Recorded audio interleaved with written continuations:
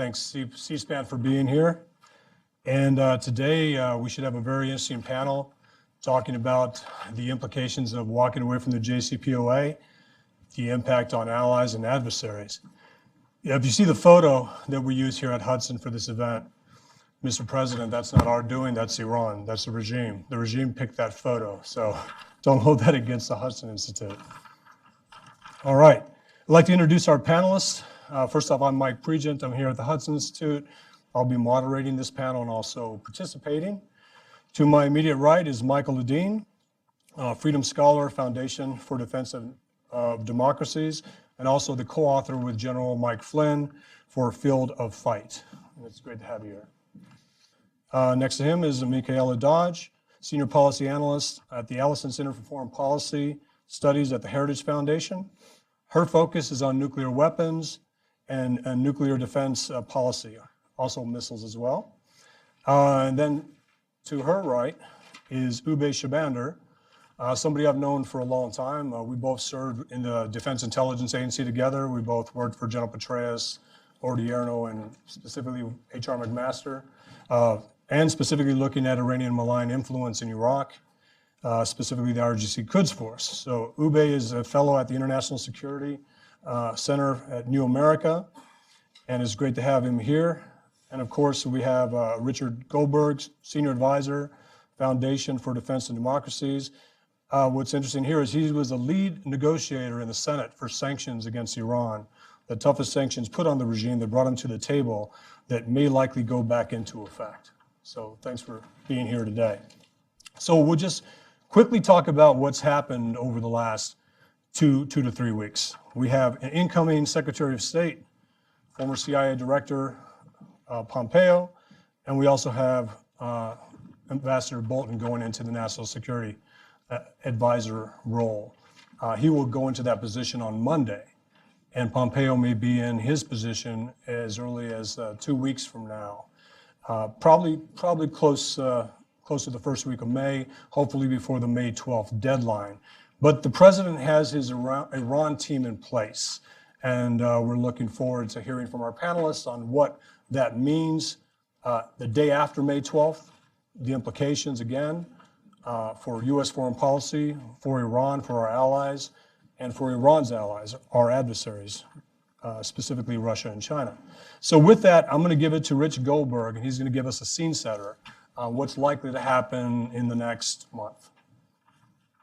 Thanks so much. Thanks for having me and all of us. I think it's a very timely panel. I'll try to make this relatively quick as a scene center because I think the coverage of this is pretty widespread, so I think people know what we're talking about. Don't need to rehash all of the debate over the Iran nuclear deal itself. Most of us lived through that for a couple of years.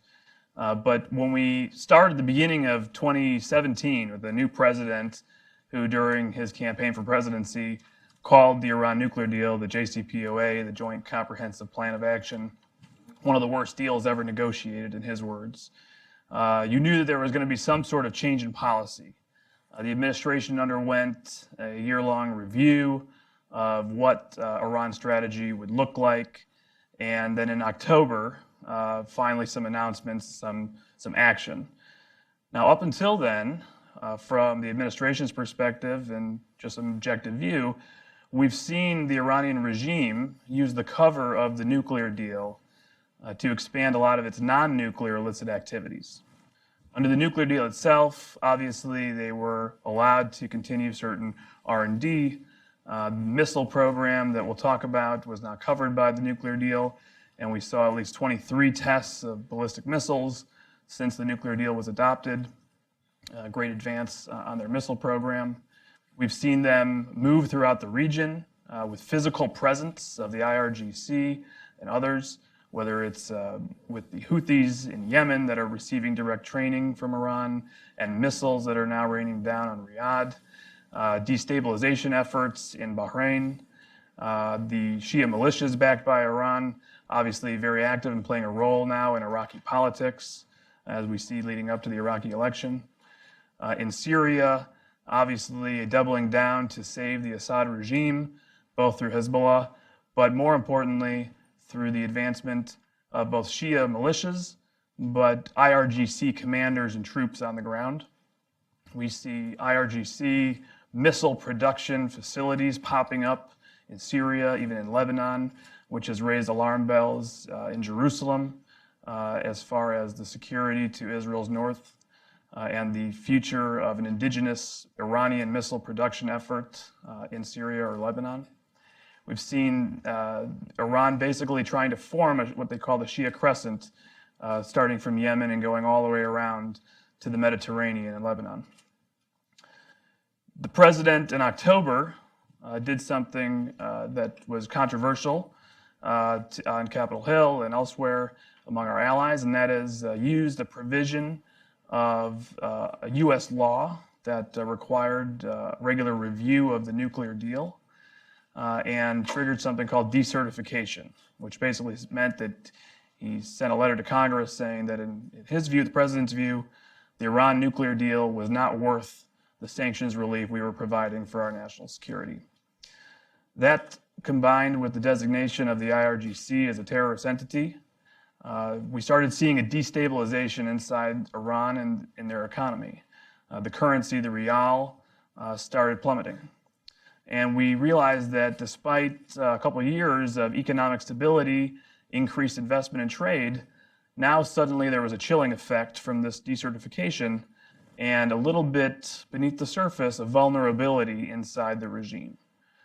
That led to the next phase that we've seen over around New Year's and ever since, people taking to the streets in Iran in protests against the government. And now we see the president in January 12th making a statement that he has waived sanctions for the last time against the regime. The Central Bank of Iran sanctions that have to be renewed with a waiver in order to be compliant with the U.S. obligations under the nuclear deal every 120 days came up January 12th. The president said, this is the last time I'm waiving these sanctions.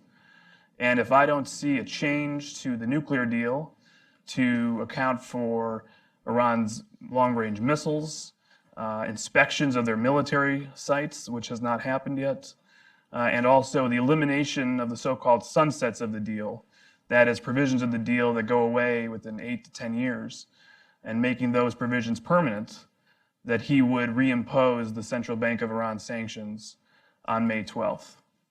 Ongoing negotiations in Europe right now to see if the E3, UK, France, Germany, also Italy, maybe an E4, can come to common ground with the US on those conditions. All reports so far is that they are well short of being able to meet the president's goals. And so with the two new personnel decisions that Mike talked about, we've set the stage now for the likely exit of the US from the nuclear deal and the potential for reimposition of sanctions, at least on the central bank on May 12th, and perhaps much more. Thanks, Rich. Thanks for setting that up. So the panel wants to focus on what happens the day after we walk away and what's being put in place already. What the JCPOA has allowed Iran to do since 2015 is continue to destabilize the Middle East under the protections of the JCPOA, continue to develop its ballistic missile program under the protections of the JCPOA. And if it doesn't change, they would become an economic power, a military power, and while continuing to develop their ballistic missile capability. And at the end of that sunset clause, which is what now, 10 years away, be able to put a nuclear warhead on top of one of those missiles. With the JCPOA, they're 6 months away from breakout. Without the JCPOA, they're 6 months away from breakout. Taking the JCPOA takes away those protections. I'd like to ask Oubai to talk about some of those destabilizing events that have taken place since the JCPOA went into effect, specifically about Assad's position before the JCPOA and Assad's position afterwards. Well, I think we can certainly say with confidence that in many ways, Syria is both Iran's Achilles heel, and it's also a battlefield where Iran has achieved perhaps the most success in the region, in addition to not including Iraq.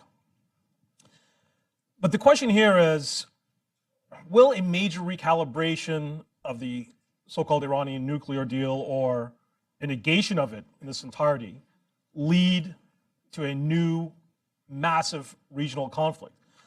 So on one hand, while I think that certainly the Iran nuclear deal more than likely averted a major all-out war at the time, I think that it's also equally true that this deal has more than likely set the stage for an even more devastating regional conflict, and we can see that playing out in Syria today. On one hand, the Iranian Revolutionary Guards have suffered their greatest amount of casualties in Syria, to include the overall commander that was appointed directly by Qasem Soleimani himself for those forces in Syria. So the Iranians have borne a significant amount of damage in Syria. And because of that, they're certainly not going to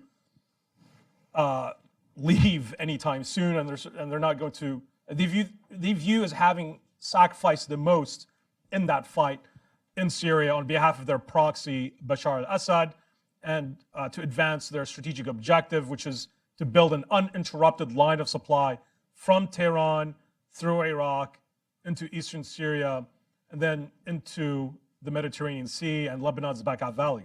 Is that in effect right now?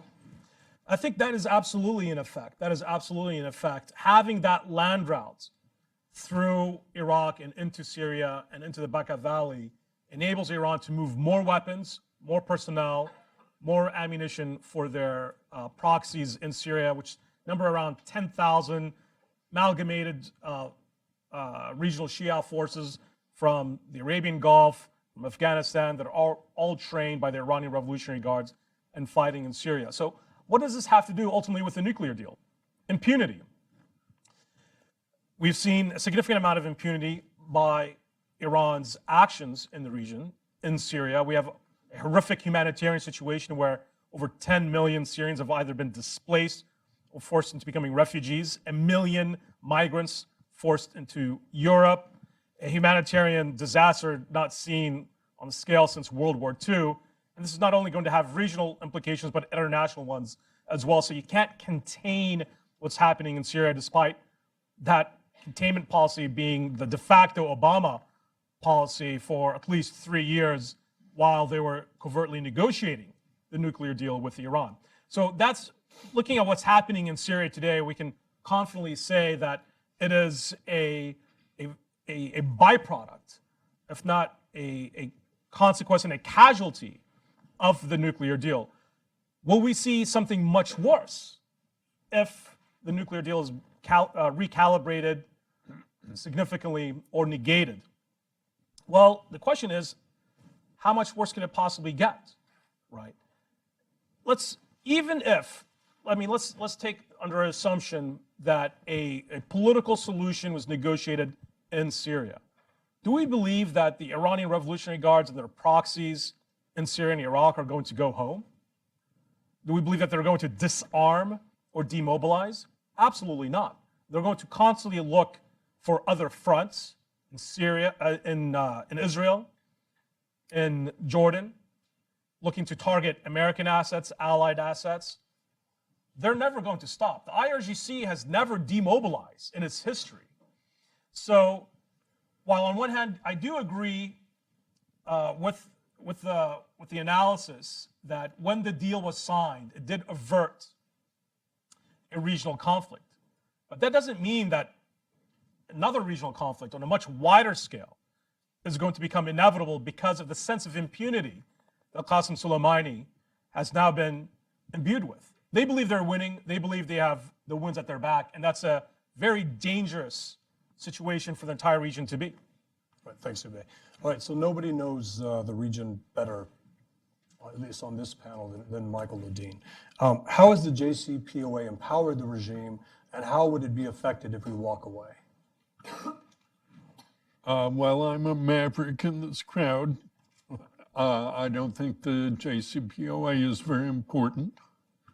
I think that Iran honors it when it feels like it and cheats on it when it doesn't. There was a recent article I wrote about, it really caught my attention, about the Israeli bombing of the Syrian nuclear reactor. And it was written by Dan Raviv and Yossi Melman, and they went through how the Israelis found out about this nuclear reactor in Syria, right? As the head of Mossad is quoted of saying in the article that this wasn't on the far side of the moon. This was in a country next to us where we had access and good information and so forth. And they found out about it by accident. I mean, it took a series of lucky events so that they could actually be sure of what was going on there. If the Israelis, who were very good at this sort of thing, at finding this kind of information, couldn't find it, then my estimate of our ability to monitor the Iranian nuclear project is very pessimistic. I think they hide things all the time. I think there are things going on there that we don't know about. I think our intelligence on Iran over the years since the revolution has been awful, awful. We are surprised at every eruption of hatred of the regime, even though we ought to know, just reading the newspapers, not having access to the clandestine covert sources. We see it going on all the time. There are riots every day right now in Ahvaz, every day, all the time, constant, nonstop.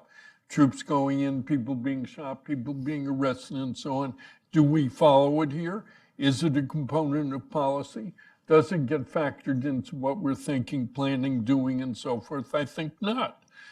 So to me, whether there's a, treaty schmeedy, as we used to say when I was a kid, I don't think it matters. I think they're going to do whatever they think they can get away with. And I note for the record, as we used to say, that this is an unsigned treaty. Nobody has signed it. It's not a treaty either. Right. There's whatever it is. But nobody's put their name on it. It's not a formal agreement. It's something that people say when it feels good. Yes, we honor it, we're doing it. So what's the situation? The situation is that Iran is at war with us.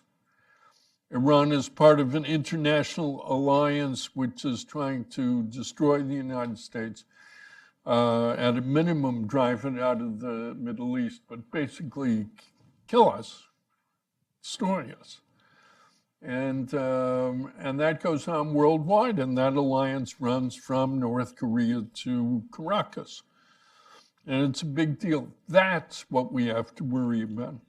That's the war that's being waged against us, and that is the war that we're going to have to win. That war also sounds expensive, and sanctions could actually limit a lot of the activity that Iran is behind in order to further destabilize Iraq, Syria, Lebanon, Beirut, and of course also the things they're trying to do in Bahrain.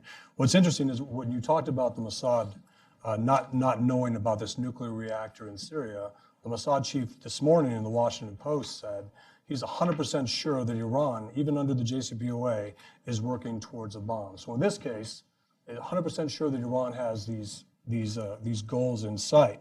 And with you, Michaela, with the ballistic missile program and what they've been able to develop and what they've been able to calibrate and make better since the JCPOA, do you see walking away from the JCPOA limiting any of that? Or? No, not really.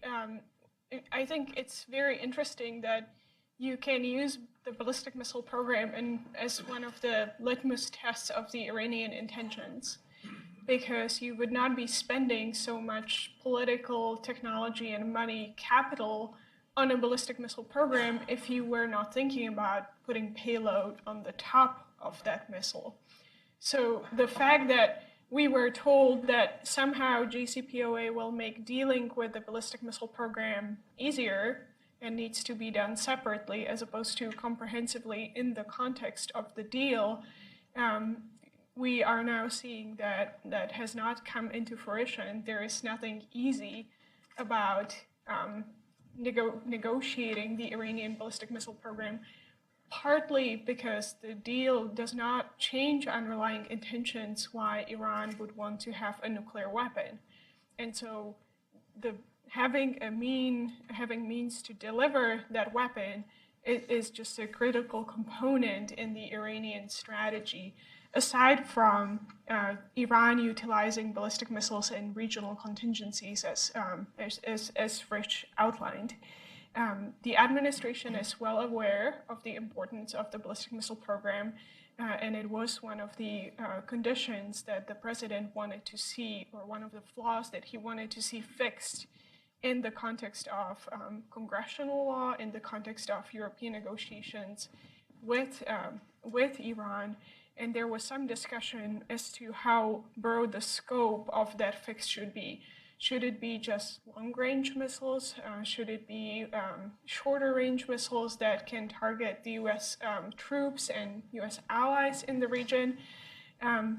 One of the aspects that also is not quite emphasized is the Iranian-North Korean cooperation on both nuclear and ballistic missile programs.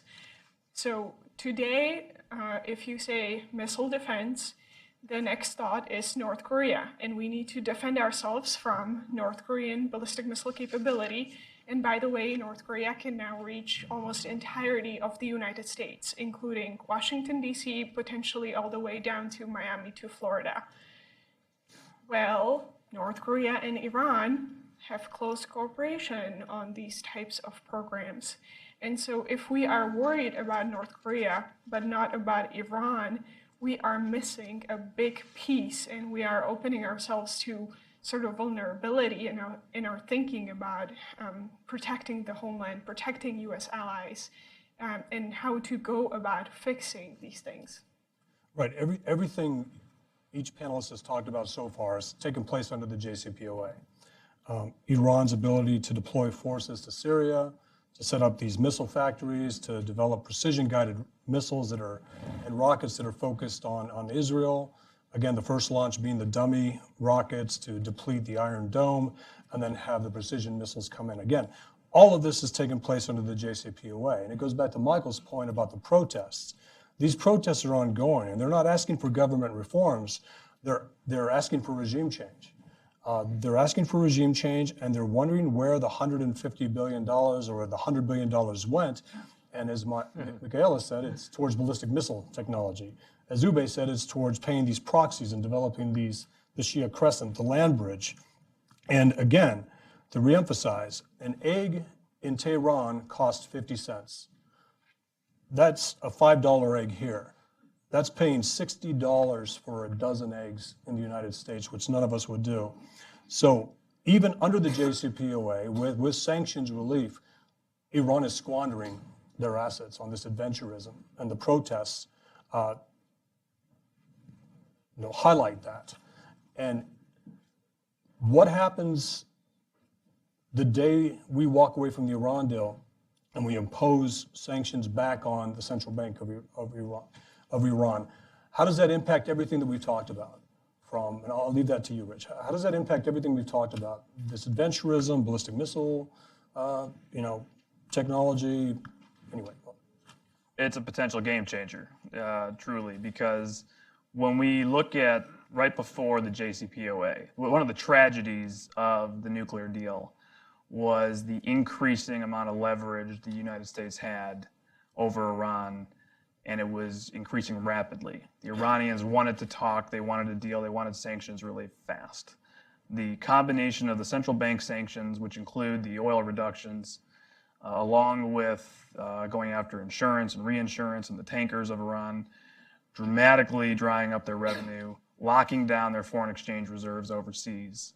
They were having a balance of payments crisis, and all their banks had been disconnected, including the central bank, from the SWIFT system in Europe.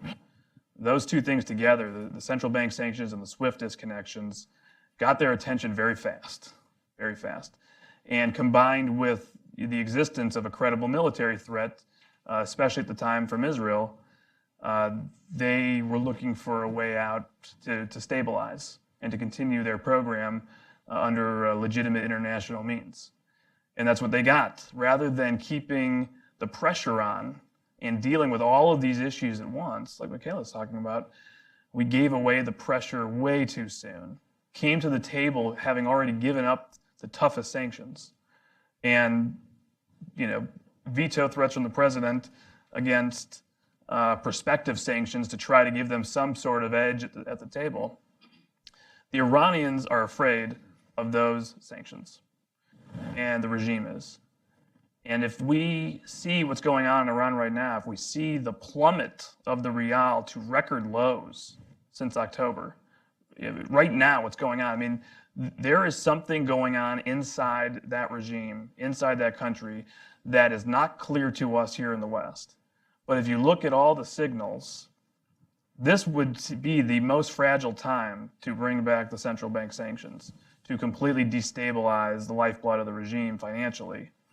And after that, you've completely flipped the leverage that we've lost that have led to all these other things that we're talking about. Right, thanks. Accelerators for regime change. So what you just talked about, it sounds like an accelerator for pressure on the regime. Doesn't mean regime change, but pressure on the regime. You even have Iranian protesters now saying that the JCPOA was a bad deal because of the way the regime actually squandered the money, squandered the opportunity, lost goodwill with the United States. Day one, lost goodwill with the United States. But what I'd like to do is ask Michael about are the steps that the president will take on May 12th, or maybe even before that. Again, Macron is coming here on the 24th. The European element of the P5+1 is meeting mid-April. They're not likely to reach the president's goals. Macron is kind of the last best chance to save the nuclear deal, if he's able to convince the Europeans to do this. If we walk away on May 12th and put the sanctions in place like Richard talked about, are those accelerators for regime change? Or what would be accelerators for regime change, in your opinion? I don't believe that desire for regime change is necessarily linked to economic malaise. I do not believe that revolution, which is what we're talking about in the case of Iran, I don't think that revolution is one last desperate throw of the dice before everything fails and the society goes under. I think that revolution is an act of hope. I think that people who carry out revolutions think they can change the world for the better. That's why revolutions are typically the actions of young people, not older people. Older people know it's hopeless, it's going to be more of the same, and so on. So I don't think that's the linkage. So, and I say to my colleagues, especially the younger ones, you don't need sanctions to bring down Iran. Iran will bring down itself. They'll wreck it all by themselves. They're quite capable. Look what they do with the money, whatever money they get, whether it's sanctioned, not sanctioned, and so on. They steal it. And I mean, most of that stuff, yes, a lot of it goes to Soleimani and the Quds Force and so forth, but a lot of it goes into bank accounts, wherever, the Far East, increasingly. Some of it still in Switzerland, I'm told, and so on. It goes into their own pockets. They're stealing it. And that's what the people hate. The people hate not just that they don't get anything to eat, but they hate that not only are they not eating, but the mullahs are eating filet. The very best, living lives of luxury and so on. And they want to change that world. When we brought down the Soviet Empire, which is the real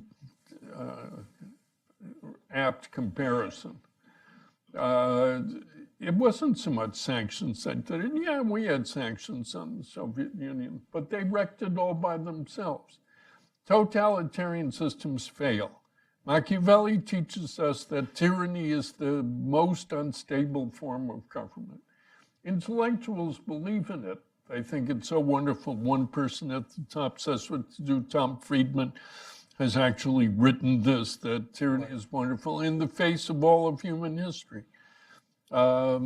So acts that increase the chances of regime change support the Iranian people, support the dissidents, call for the release of political prisoners.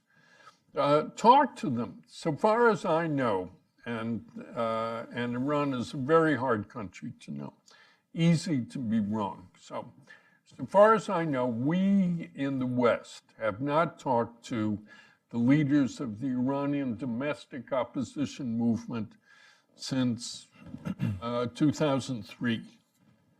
We haven't talked to them. I mean, there was this uprising.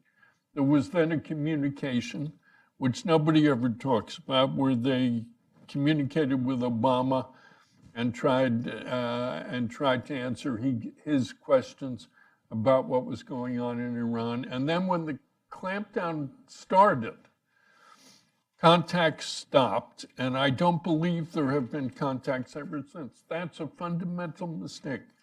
We have to talk to them, and we have to talk to them both directly.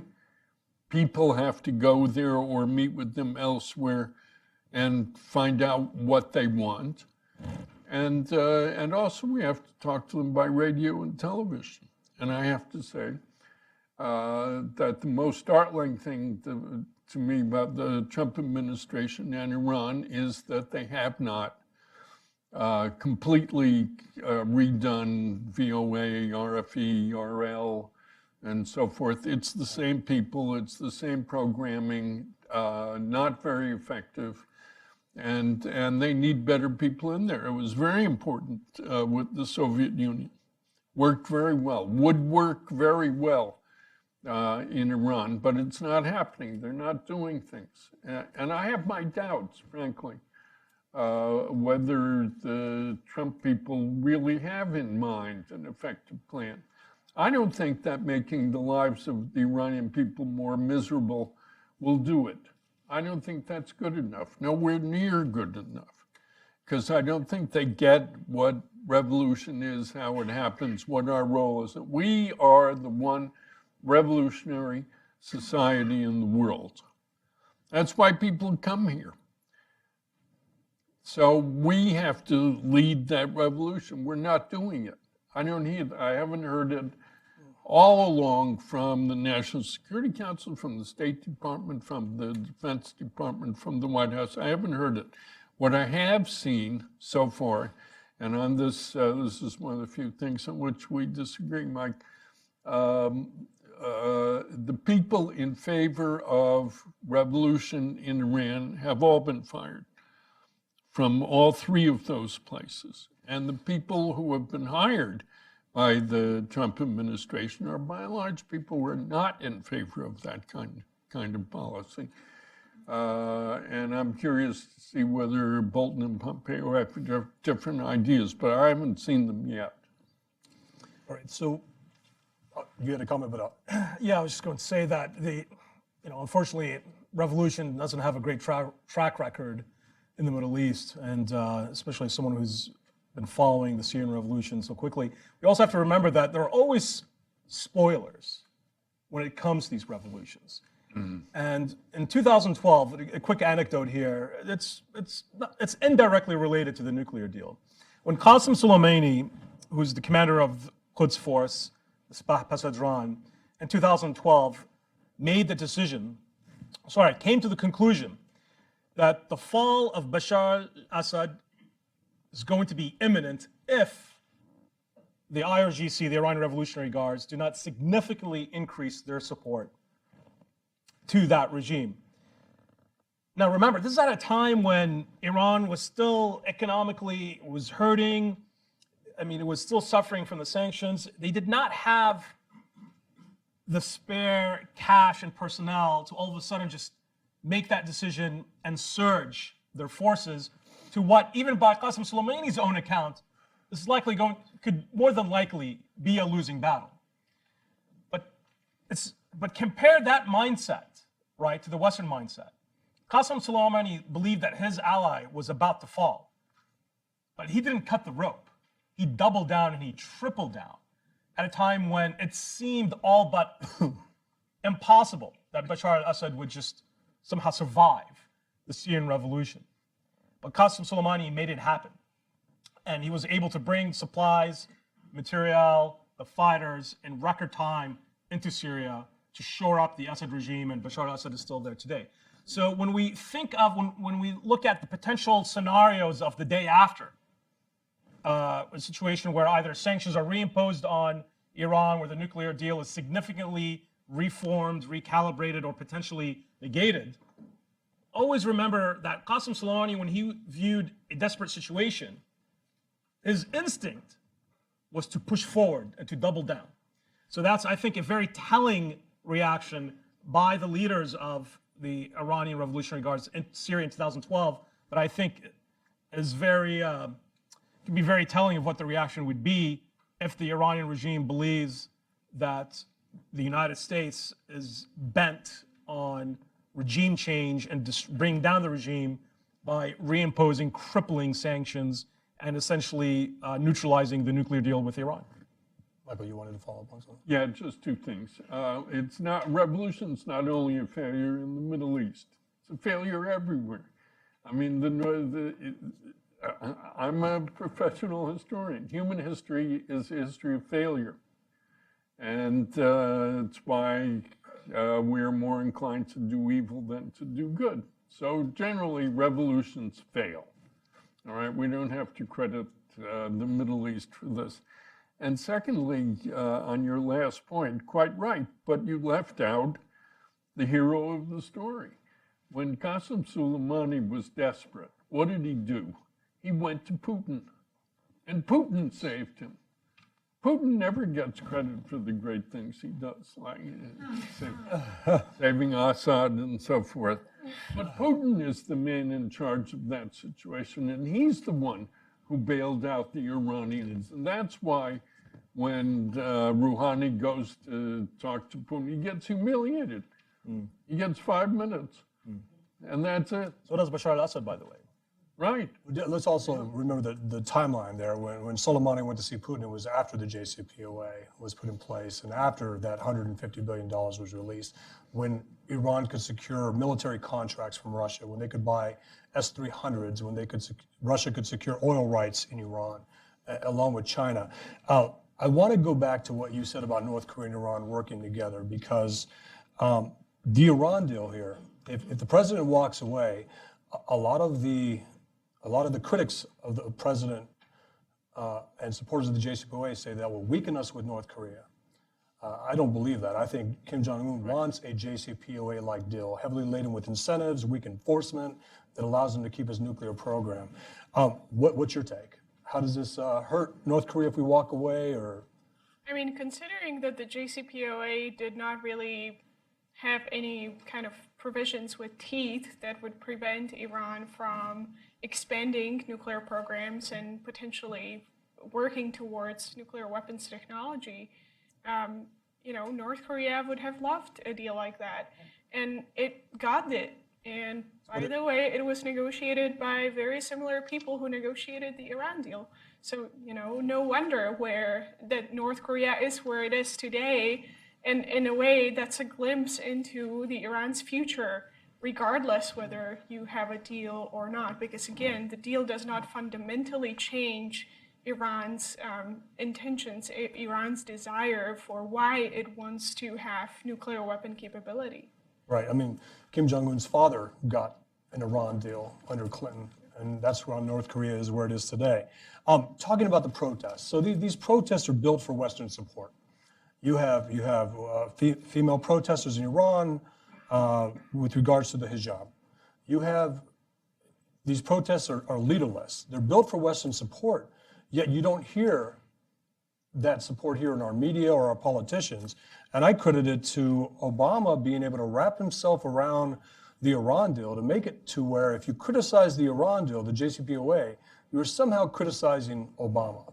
If you criticize the regime, you are somehow criticizing his rapprochement with Iran. And again, these protests are built for Western support. And Rich, I want to ask you, what kind of package would you put together the day after we walk away from the JCPOA that would impact Iran's propaganda machine, the regime's propaganda machine, that would highlight the supreme leader's $86 billion fortune, that he uses to skirt sanctions now. The people are looking for things like this. What kind of package would you put together? Well, it's a great question, and it ties into a response that I wanted to have to Michael anyways. I think he had a great comparison and analogy that we should look at, and that is what U.S. policy was, the evolution of U.S. policy towards the Soviet Union all the way to the eventual demise of the Soviet Union. There are a lot of comparisons. A lot of people have done a lot of writing on that. Three key elements of the Reagan administration in their strategy to bring down the Soviet Union and to see a peaceful change come about in end communism. Number one was political warfare, ideological warfare. Number two was economic warfare. And number three was a strong military deterrent. You have to have all three of those. You can't just rely on one. With respect to Iran, the JCPOA itself, if you think about it, again with an analogy to the Cold War, we went through three different ideas of how to relate to the Soviet Union. One was détente, one was containment, and the eventual strategy adopted by the Reagan administration was victory. JCPOA is détente. That's really what it is. And the same criticisms of what we saw under détente with the Soviet Union are what we see exactly playing out with Iran under JCPOA. And at its core, I think you're right, the reason why there's this hesitancy, especially in Europe, to impose even non-nuclear sanctions, which are allowed under the deal. We haven't seen Europe do that on human rights, on anything like that. It's because the crux of the deal was about the legitimacy of the regime. It's about the legitimization of and normalization of doing business and talking to and being friends with the Islamic Republic and thinking that that's possible and that somehow that's going to normalize the regime and bring them into the world. It hasn't happened. It's not going to happen. And so you're right. In addition to an economic warfare strategy that starts with the central bank, and by the way, the idea of economic warfare is not to punish the Iranian people. That is not the goal of our sanctions. Has never been. Humanitarian exceptions have always been made to all of our sanctions for food and medicine and agricultural products. The goal is to target the regime and its lifeblood. And with the central bank, this is the same central bank that's funding all the regime's activities in Syria and in Yemen, and its missile program, the IRGC. It is funding the repression of the Iranian people. And when the Iranian people go into the streets and say, stop it with Syria, stop it with Yemen, focus on me, focus on Iran, it's the central bank that's doing that. And so there is a total correspondence between our actions in economic warfare and sanctions and supporting the demonstrators and the protesters and what they're saying. But in order to really wage ideological warfare and political warfare, you do need to couple a direct targeting of the regime and its corruption, where they're hiding assets. One of the easy sanctions designations that plays into this, two of them I'll give you. One is the Supreme Leader's Business Empire, which was delisted of sanctions under the nuclear deal, EIKO. That is outrageous. After seeing what the repression has looked like in Iran, the worsening human rights situation with protesters in the streets, the fact that we have not reimposed sanctions on the Supreme Leader's assets is crazy. That should be redesignated today. And number two, we have the Islamic Republic International Broadcasting, the satellite provider that is basically the hub, the government hub of their propaganda machine. IRIB and some of the subsidiaries, Press TV, others, what they do is they record, forced confessions under torture of some of these protesters in jail and then put them on TV for propaganda purposes. Yes, I've committed crimes against the regime. They do it inside Iran and they do it on their international broadcasting as well. And we allow it to happen because as some sort of side deal with the Iranians, the nuclear deal, we waive sanctions on IRIB. Those sanctions should come back. That will be a huge sign of solidarity with the people. And as much as oil is the lifeblood of the Iranian economy, IRIB is the lifeblood of the Iranian propaganda machine. Those sanctions should come back. Do you see them coming back? So far, this administration has continued the waivers. And hopefully, as the president considers his May 12th day after, that is a part of what he does. Because quite frankly, we shouldn't, on May 12th, reimpose sanctions in a way where this is about just tearing up the nuclear deal. There is a way to do this combined with political warfare, ideological warfare that says this is about standing with the Iranian people and against the Islamic Republic. Right. Wait, do you want to say something? Yeah, just a really quick point on that. One of the arguments that was first brought out by the Obama administration, and frankly, it's still being made under some in this current administration, is that that the United States and its assets and its military assets in Iraq and Syria and the Arabian Gulf would be extremely vulnerable to retaliatory attacks by Iran if the Iranian government, the Iranian regime felt that its back was to the wall and that it had no other recourse but to lash out in a massive way using its proxies, not necessarily directly, against U.S. military assets, bases, and personnel. And that's still very much a worry for this administration. I mean, we have Marines in Anbar that are essentially surrounded by Iranian-backed militias. In Syria, I mean, we forget that just last year, President Trump, for the first time, ordered airstrikes against Iranian-backed militias in eastern Syria, around Iraqi militias, Harakat Nujaba. Exactly, the Harakat Nujaba and others that are backed, which included, by the way, Iranian trainers and advisors that were there on the ground. That happened on 3 separate occasions after the airstrikes in April last year against the Assad regime due to its continued use of chemical attacks against the Syrian people, which, by the way, are enabled by Iran and Iranian scientists and Iranian know-how via North Korea. So, but there's no easy solution to this. But wouldn't Iran lose its European support if it started lashing out? Don't they have to couch that in their response the day after? We looked at worst case, best case scenarios with the memo that Rich drafted that went to the NSC, the DOD, and DOS. Worst case scenarios from ballistic missile, escalation to reactions in Iraq and Syria.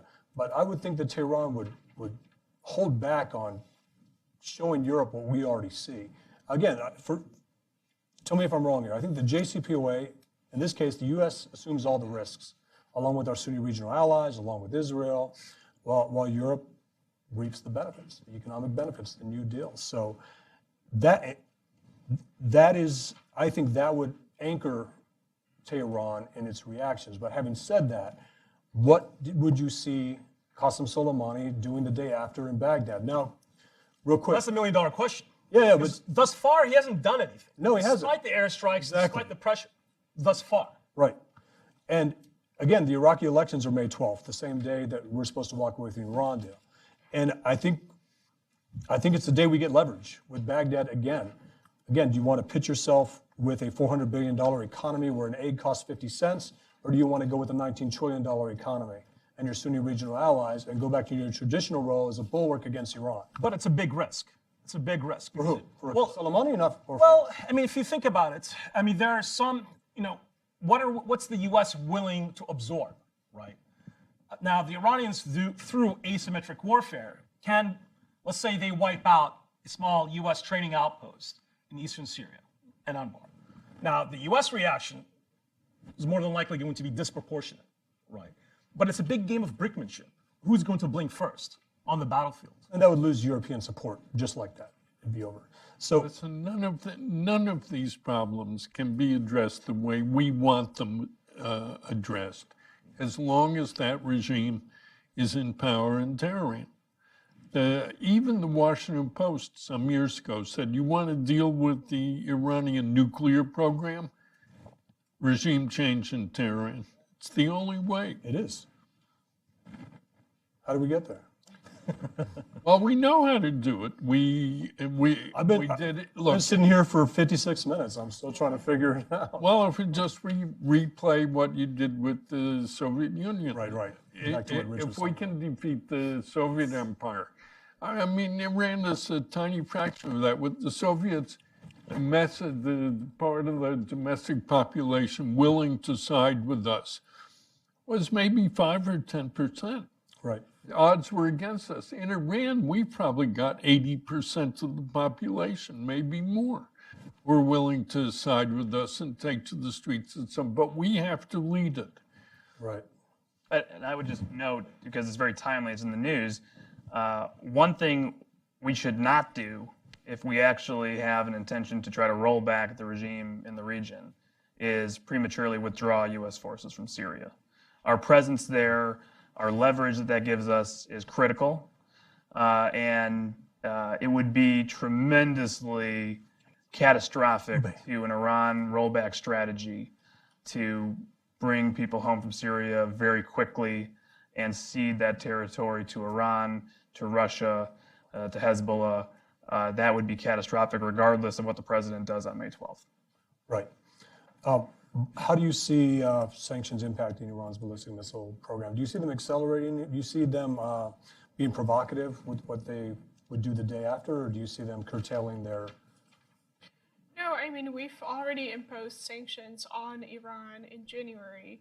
So I think there continues to be room to cherry pick and target Iranian ballistic missile program entities that provide materials for ballistic missile work. I also think there is a further room to foster our missile defense cooperation with Israel, our missile defense partnerships with other countries in the Persian Gulf. So we do have options. We've been working on these options. And I don't see the Iran deal kind of fundamentally altering the dynamics, perhaps regardless whether it stays or it doesn't. What the Iran deal did for Iran's ballistic missile program is it gave opponents of missile defense an argument that now that we have this agreement, Iran is no longer a threat. Right. So we don't have to worry about missile defense. We don't have to worry about the Iranian ballistic missiles. And, that's demonstrably false because they've been continuing the program. They've been continuing ballistic missile proliferation. They've used ballistic missiles as instruments of state power, and they will continue to do so.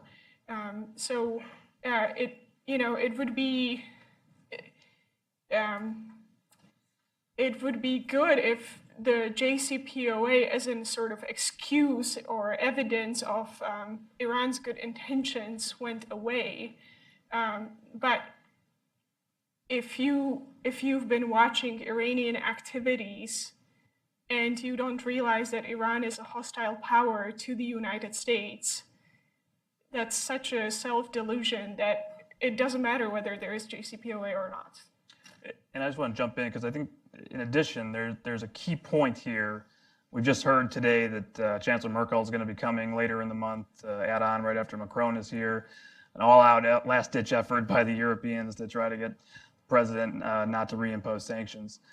One of the key elements that the president outlined on January 12th was regarding the missiles. And as you mentioned earlier, there is this question of what kind of missiles are we talking about, and what is the penalty for Iran testing or continuing development of those missiles? The conversations that the Europeans want to have is only on futuristic intercontinental ballistic missiles, which we know Iran is working towards. It's in their future. It's not here today. But they would not even want to talk about all the other nuclear-capable ballistic missiles that are already there, that are ready, that are continuing to be developed, continuing to be advanced, precision, payload, things that can wipe out U.S. bases, that can wipe out Saudi Arabia, that can certainly wipe out Israel. And the question that you'd have to ask the European leaders, if I was the president, is why is it that you are willing to tie a snapback of all of our sanctions, of the central bank sanctions, to futuristic testing of an ICBM? But you, Chancellor Merkel, Germany, is unwilling to tie the same snapback of sanctions to a ballistic missile that can create the second Holocaust. That makes no sense. That's outrageous. All of Iran's ballistic missiles, the nuclear-capable missiles, and its cruise missiles, quite frankly, should be covered by a snapback of sanctions if you're going to try to truly fix the nuclear agreement. If you're unwilling to do that, then I would just stay in Berlin and not bother coming to Washington. It's a good point. So I want to ask this question to both Michaela and Oubai. So you talked about the current fight in Iraq and Syria, what Iran is doing with its land bridge, with its Shia crescent, and then you talked about the upcoming fight, and that talks about Israel, what Iran wants to do with Israel. And what I'd like to ask both of you is this, a lot of us believe it's an upcoming war between Israel and Iran, and Iran's trying to demonstrate a capability to actually punish Israel. And to your point, they've learned from North Korea. The North Korean response to anything we do militarily has been to punish South Korea. So they have a deterrent in place. And if you have a deterrent in place that constrains U.S. actions, you get what we have now, a nuclear North Korea. Iran has learned this, and I'd like for you to talk about Iran's deterrent with Hezbollah, with their rockets and missiles, and what they've been able to do, if you can. Because I think Iran has learned a valuable lesson from North Korea, that if you have a deterrent, if U.S. military decision makers are saying, what will Iran do in response to a U.S. attack or an Israeli attack on a nuclear facility? And the answer is they will decimate Israel with rockets and missiles from Hezbollah's fixed sites. So I'd like for both of you to talk about where Iran is now with their proxies, where they are now with their ballistic missile capability. And again, to Rich's point, why is Europe okay with allowing rockets that can range Israel? There's a 2,000 kilometer threshold, right? As long as the rocket doesn't go beyond 2,000 kilometers. And you can range Israel, you can range Saudi Arabia, you can range European countries with that. So I know it's a long question, but basically, where's Iran now in its deterrent? And where do you think it will be if the JCPOA stays in place? And if the JCPOA goes away, how that impacts it? So in the case of North Korea, North Koreans see nuclear weapon as a sort of ultimate guarantee of the regime's survival. And I'm sure that's one of the intentions and one of the desires of the Iranian leadership to have that same sort of guarantee. Because what we've done with US policy, and this goes back to Libya, is we've sent a message which effectively says, if you give up your nuclear weapons and ballistic missile program, eventually we're free to come and get you. But if you have nuclear deterrent, our options are much more constrained. Now, the other component of that is, my mentor, Keith Payne, one of the foremost thinkers on nuclear deterrence, he would always say, big ideas are too big to hide. And what that means in the case of Iran is we know what their big idea is. They want to destroy Israel. They want to destroy the United States. Big ideas are too big to hide. And he always gave example of Hitler's Mein Kampf, in which he very systematically outlined what his plan was. And you would look at it in 1922 and say, this guy is crazy. He can't possibly mean that. Yet he managed to enact that plan into action. So, Iran having a nuclear weapon would be very dangerous situation for the United States, obviously for the region, but not only because of the deterrence aspect, but also because countries have different definitions of rationality, because they have different motivations and they have different goals. And that's something that we kind of lose focus of. That last point is very important. Now, the Iranian regime may also be convinced that the United States and Israel are bent on the destruction of not Iran as a country, but the Iranian regime. But Ayatollah Khamenei equates the two, right? His survival of his regime, and the Islamic Revolution, per the 1979 revolution, means for him the continued existence of Iran as a state. So he equates the two. Now, this is regardless, and to be completely bipartisan here, this perception may be regardless of what actions the United States takes. Now, President Obama in 2014, at least according to reports, and this was first revealed by the Wall Street Journal, Jay Solomon, sent a letter to Ayatollah Khamenei to try to reassure him of limited U.S. goals in the region, right? That the U.S. was going to begin airstrikes in Syria, but only against Daesh, They were not going to threaten Ayatollah Khamenei's proxies in Syria. They were not going to threaten Bashar al-Assad's regime. This is per the reports of what the letter that President Obama sent to Ayatollah Khamenei. Also a small footprint in Iraq of U.S. advisors. Now, the question here is, did this really convince Ayatollah Khamenei that the United States had only limited objectives in the region and were not directly threatening Iranian regime's interest in the region, let alone the existence of the regime itself? I'm highly doubtful. It may have actually enhanced Ayatollah Khamenei's paranoia of U.S. intentions. So my point here is that regardless of who's in office, both the Iranian regime, and by the way, this goes for the Russians, believe a continuum in American policy. Whether or not you have a Republican or a Democrat, whether it was President Obama or President Trump, interestingly enough. So that's sort of looking, through the looking glass here of how Tehran perceives American intentions to be. So we may be stuck in a vicious cycle here, right, of brinkmanship based on misperceptions of the other side. Now, the Iranians, because of their perception of American interests and American policy being geared towards weakening the Iranian regime, and again, remember, this is regardless of whether it was President Bush or President Obama or President Trump, the Iranians are building in a set of redundancies through their proxies on the ground, through forward solid fuel missile production facilities in Syria, possibly in the Bekaa Valley in Lebanon. So it's not necessarily it's not far-fetched to believe that the Iranians would also be similarly invested in building a redundant covert nuclear weapon production facility that we are not aware of, or it may not even be or it may be a contingency plan that has not been operationalized yet by the Iranians. Going back real quick on a relevant World War II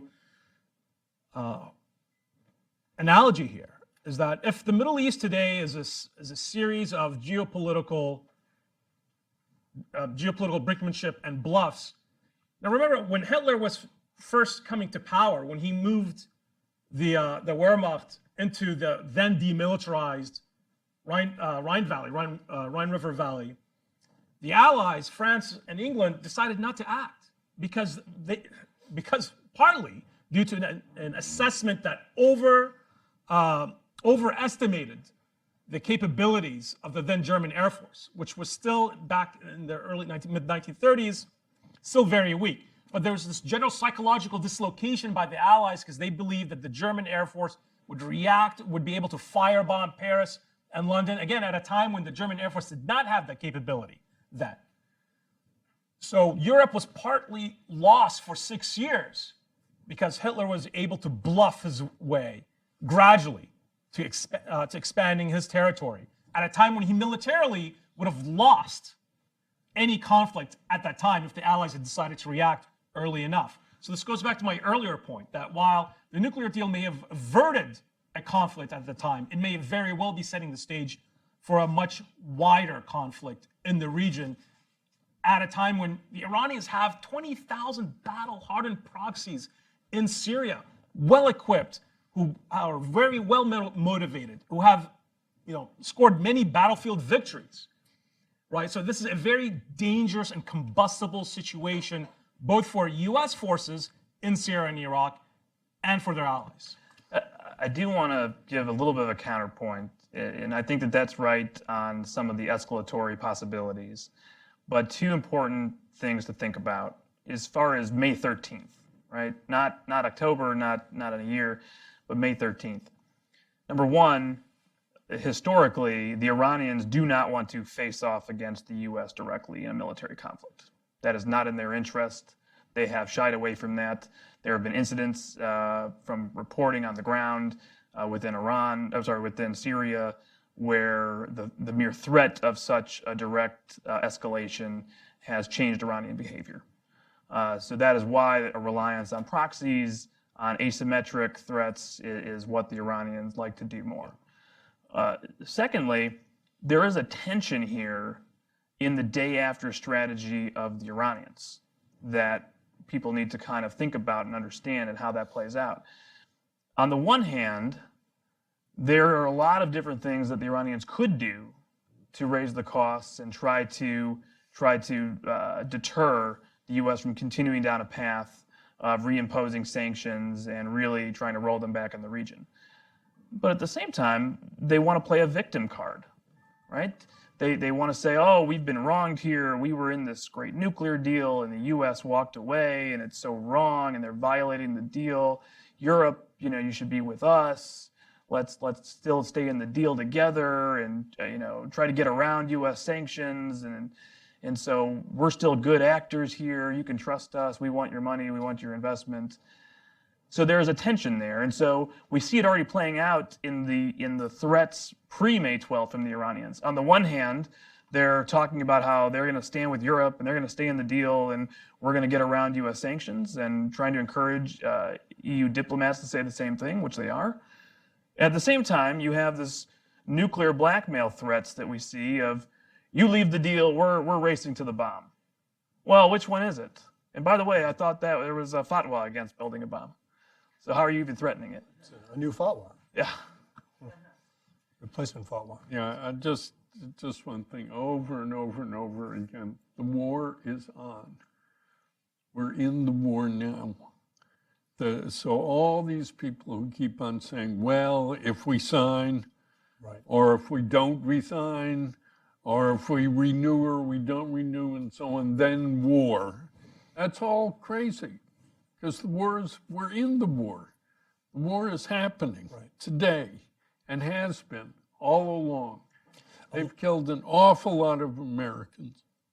And by the way, as far as I know, they're still paying big rewards for kidnapping Americans, Yes. Iranians I'm talking about. Yes, everything that they're doing requires money, and the sanctions will actually limit a lot of that. But supporters of the JCPOA, we've seen a lot of their warnings as well. Brian Ross wrote the other day in the New York Times that if we walk away from the Iran deal, Iran will use its proxies to destabilize Iraq and Syria and Yemen and Lebanon. They're already doing that. If Iran walks away, they will move towards a bomb. They're already doing that. They can either get one in 10 years or, if they cheat, get one in 6 months.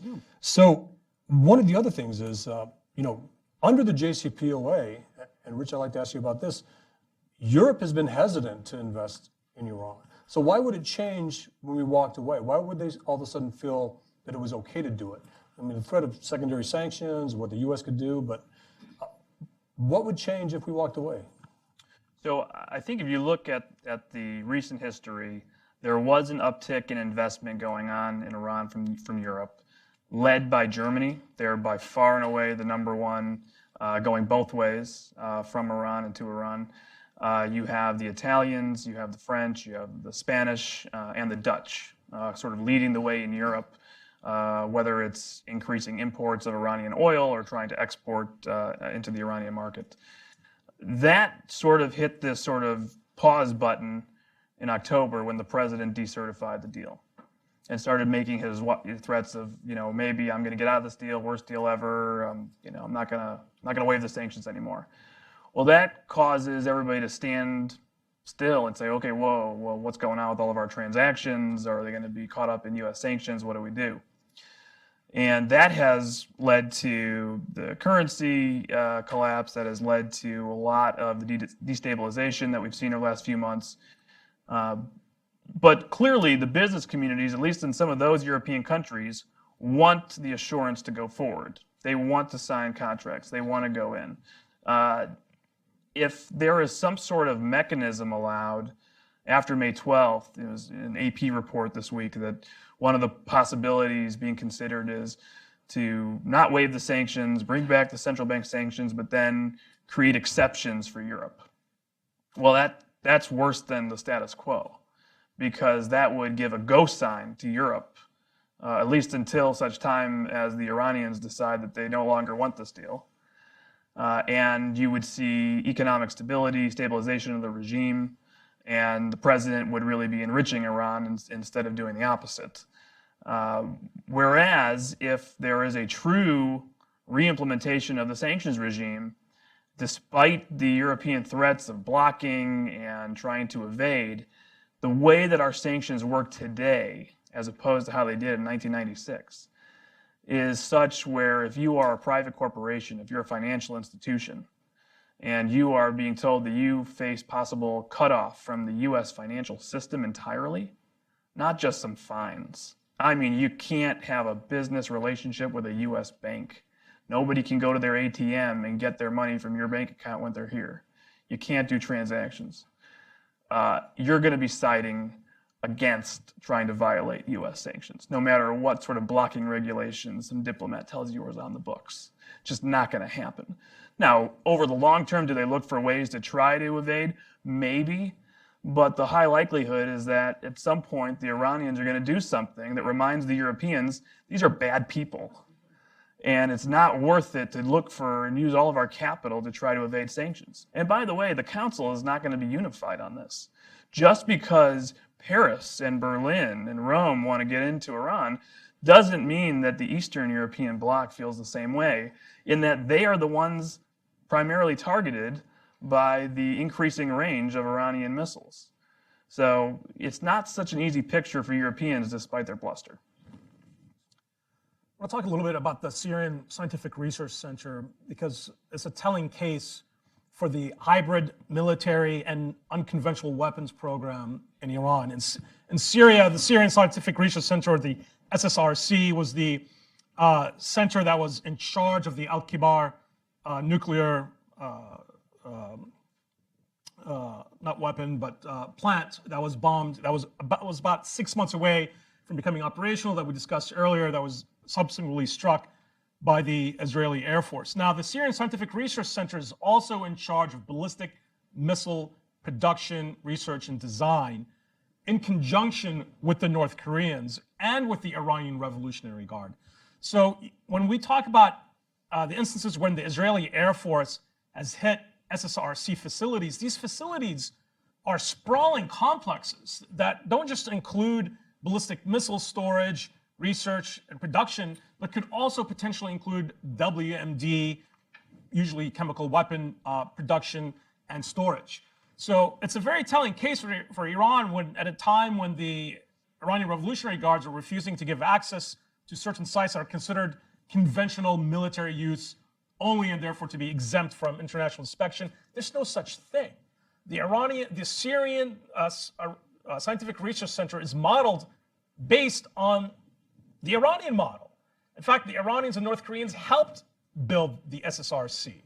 And the reason why these facilities are continuously struck by the Israeli Air Force is because Hezbollah also has a role here to play. So when we think of what's necessarily a military, a purely ballistic missile or conventional military site and what's connected to the nuclear program, the way that the Iranians and the Syrians and the North Koreans perceive these facilities is in a wholly different fashion than the purely binary system that we have in place today. And that makes verification in the long term very problematic. Right. So what I'd like to do now, we started a little late, so we're going to extend 7 minutes for more questions. I'd like to open it up to the audience, but then I want to have each panelist take about 2 minutes to close after that series of questions. Sound good? All right, great. So let's see here. All right. Here are the rules. I'd ask you to identify yourself, wait for one of our presenters with a microphone to come up, and then ask a question. Try to keep it to questions as much, less so statements. All right. Thank you. Thank you. My name is Ruthie Bloom. I'm a writer and live in Israel. In the last 3 weeks, the Saudi crown prince called Khamenei worse than Hitler, and then opened up the airspace for direct commercial flights between Tel Aviv and India that has to go over Saudi airspace. And John Bolton was appointed. Does this indicate to any of you that there may be a covert military operation underway? Well, I would say this. I would say that, it was the mantra from the Obama administration. It's either the Iran deal or war. And I'll say something quick and then I'll throw it to the panelists. Based on Michael's point, it was the Iran deal and war. we're already fighting Iran with a lot of their proxies. Setting back Iran's nuclear program 2 decades is an 8-hour air campaign by the United States and Israel. The problem is the Russians are now putting in S-400s in Syria. Iraq is now looking to buy S-400s. Those S-400s are not for Iraq. That's to defend Iranian airspace. And the Iranians are looking at getting S-300s. But again, that deterrent that's in place in Lebanon with Hezbollah and those rockets and missiles, that would have to be part of any campaign as well. If the Iranians are smart, and they are, they're looking at everything you just mentioned as an indicator of what's to come. At least their intelligence officers are advising their generals that these are the things that are taking place now. The decision makers are being put in place, airspace is being cleared, and we're starting to see a Russian response with the allocation of S-400s to Syria, Turkey for that matter, and also Iraq. And I would leave it at that. I mean, as an intelligence officer, I would brief those things that you mentioned. Whether we do it or not, as long as they think it's a capability, going back to Richard's point, where you have to have diplomatic engagement and also a serious military threat on the table. And I'll just say, I think what you're seeing is that accidentally, several years later, President Obama has earned his Nobel Peace Prize. And he did so by signing one of the worst deals in history. And what do I mean by that? By going ahead and entering the JCPOA and ceding the Middle East to Iran, and all the things we talked about that are happening, the reason why we think on May 12th the president may reimpose sanctions.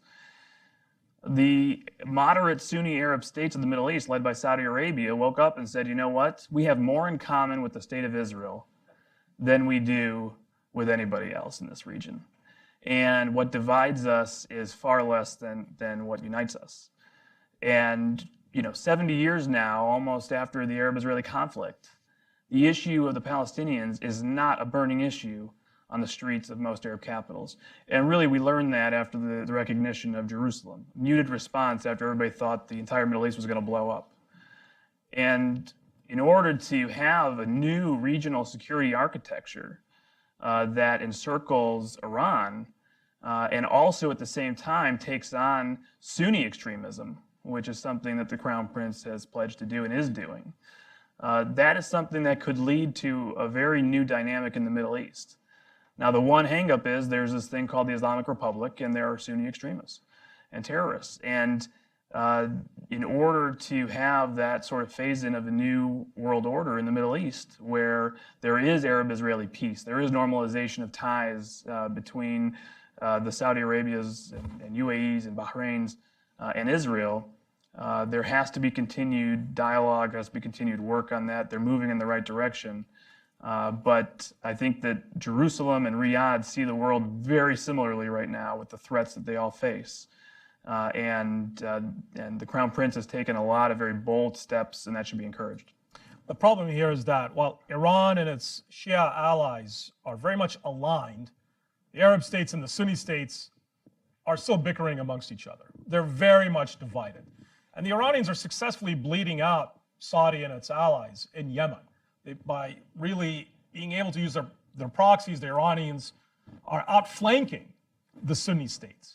And at the same time, the Sunni states amongst themselves are divided, both within the Arabian Gulf, amongst the current ongoing crisis between Qatar and the Saudi axis, and between the Sunni Arab states and Turkey.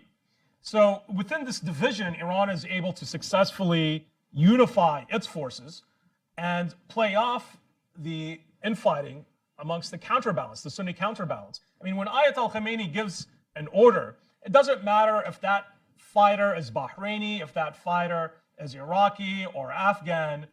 On the battlefield, they follow those orders as if it was a direct order, from the Lord himself. In the case of the Sunnis, whole different story. So I think now when it comes to leaning more on the Sunni states to counterbalance Iran rather than depending on a perpetual, forever American military presence in Iraq and Syria, yes, I think that is the right way to go. And I commend personally, as an analyst, the Trump administration to place more pressure on the Sunni states to do so. But let's be real here.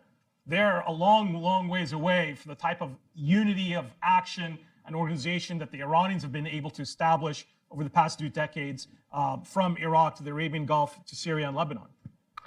Well, I sure hope that we have covert operations going on as we speak, and I sure hope that they will be successful in what their objectives are. Yes, keep in mind that the self-proclaimed smart people in both Israeli and Western capitals always will tell you, if you only knew what was really going on then. And they're doing it today. Right. Right. And again, everything that we just talked about is happening under the protections of the JCPOA. So I'm going to take a series of 3 questions here. This lady here. Somebody show up, and then I'll get to you. Thank you. This is Faye Moqtadir. I'm a member of Atlantic Council, a National Iranian American Council. My question is, my mind was boggling listening to the discussion today, but my question is for Mr. Ledeen. JCPOA was the most comprehensive nuclear deal that United States had made in history. And for the Iranian people, this was a goodwill gesture, and they were hoping that this would lead to some economic prosperity for Iran. Thinking that the United States is not complying with that is probably why 57% of the Iranians went to the poll and elected Mr. Rouhani instead of opting for a regime change. My question to you is, if the US is not going to honor this deal, which was a goodwill gesture from the United States, was the initial step for the Iran and the United States to develop a relationship, why would they even bother to ask you guys for help for regime change? All they have to do is look at the neighboring countries and see that every country that the United States had tried to change the leadership there had created a stateless country. It's like asking me to go to a doctor who all of his patients had died in the hospital and asking them to, could you please operate on me? I mean, why would they want United States to aid them for any sort of a help in the regime change? Thank you. Okay, so that's one, and we'll take the gentleman here. Wait for somebody, please.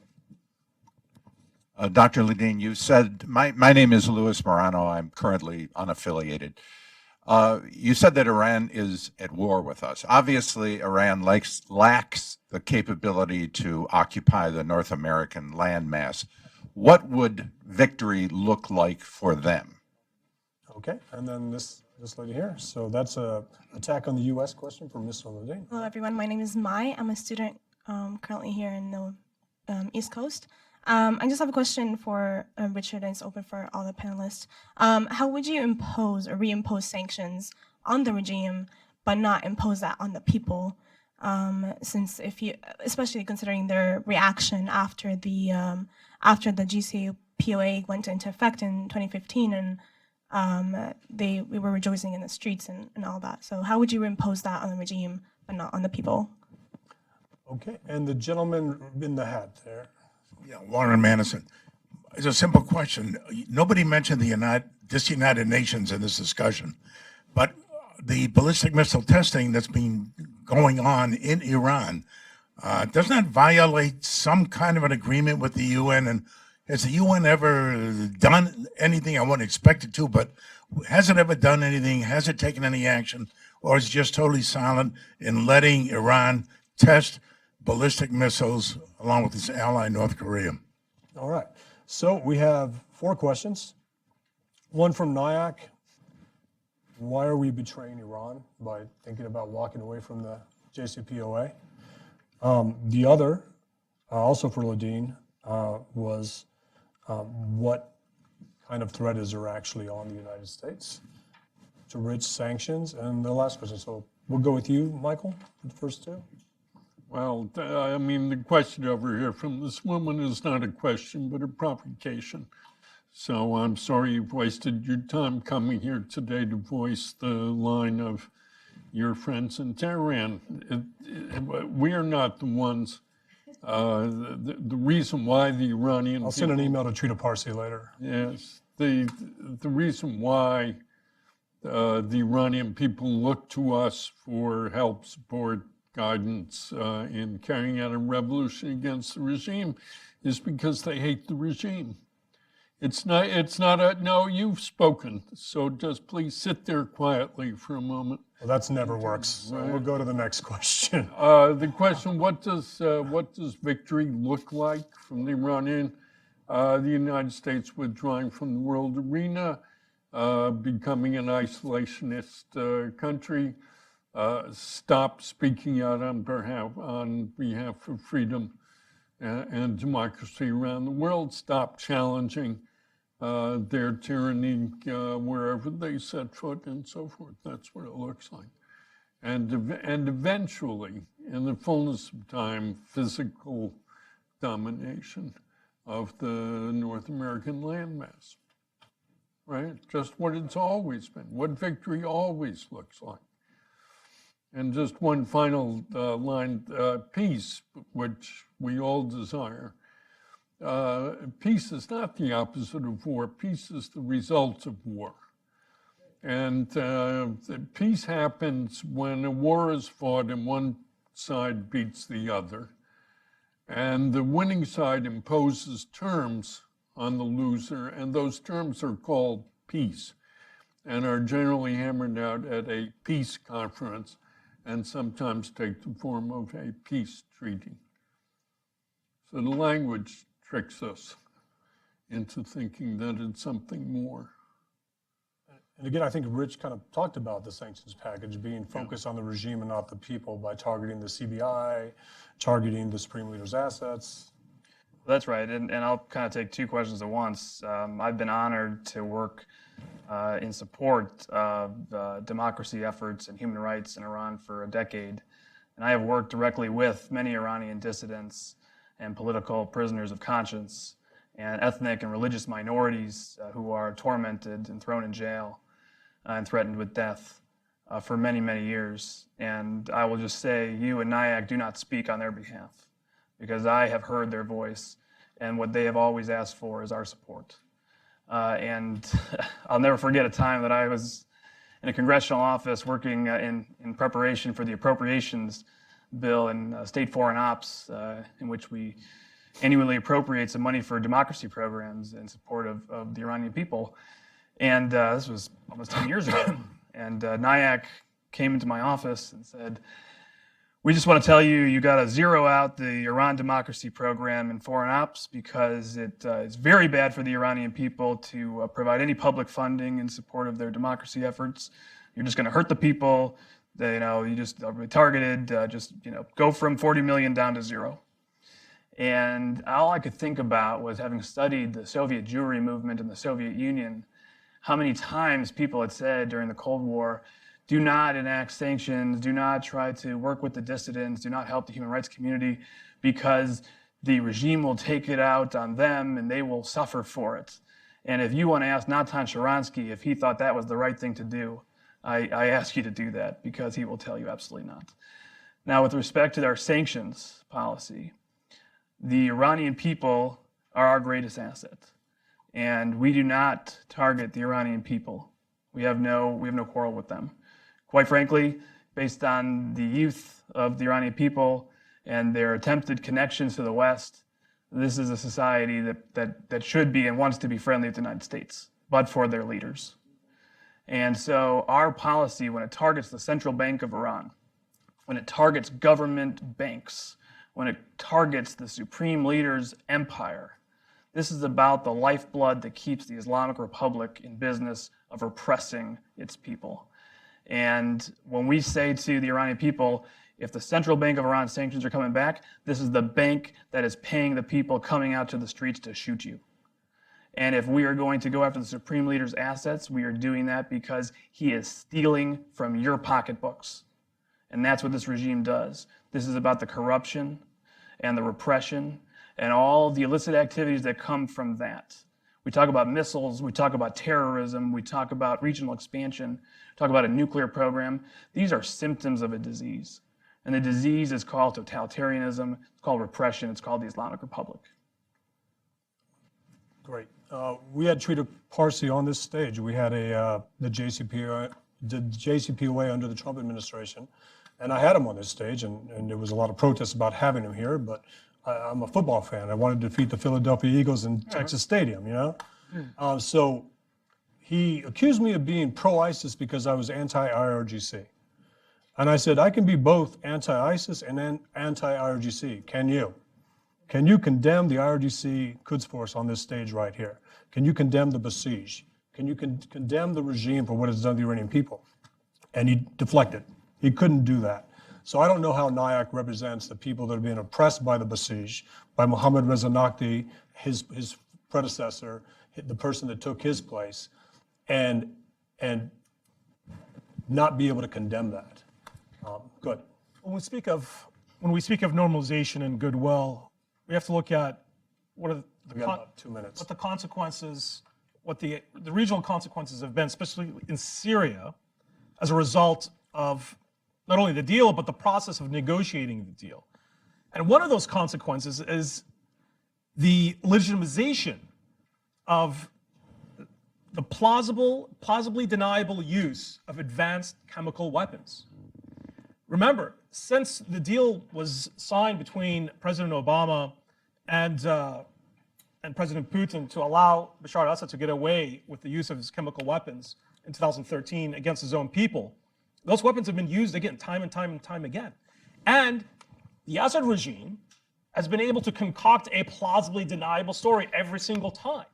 So imagine the worst case scenario here, where let's look at a scenario where Hezbollah or a proxy of Hezbollah in Syria uses a Phylak 2 modified rocket to launch a chemical weapon strike into Haifa. And then they blame it on Daesh.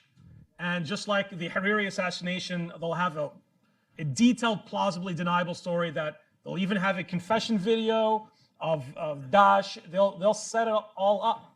So this is one of the extremely dangerous and unforeseen byproducts of the desire to reach a deal with Iran, regardless of the consequences and regardless of Iran's hegemonic aspirations in Syria and in the wider Levant. Did you want a statement just to close? So the problem with the UN Security Council is that it cannot agree on anything. When you consider who sits on it, that makes perfect sense. So yeah, there are UN Security Council resolutions about the Iranian ballistic missile program, but their enforcement is non-existent, so to speak. And so what the US has been doing is impose sanctions unilaterally. Michael, would you like to just make a final comment, then we'll wrap up? Yeah, thanks for coming. I think it was an extremely good discussion. I know we covered a lot of topics. Time always gets away from us. I'd like to be respectful of everybody's time. Thank you for coming to the Hudson Institute today. Thanks to my panelists for being here. And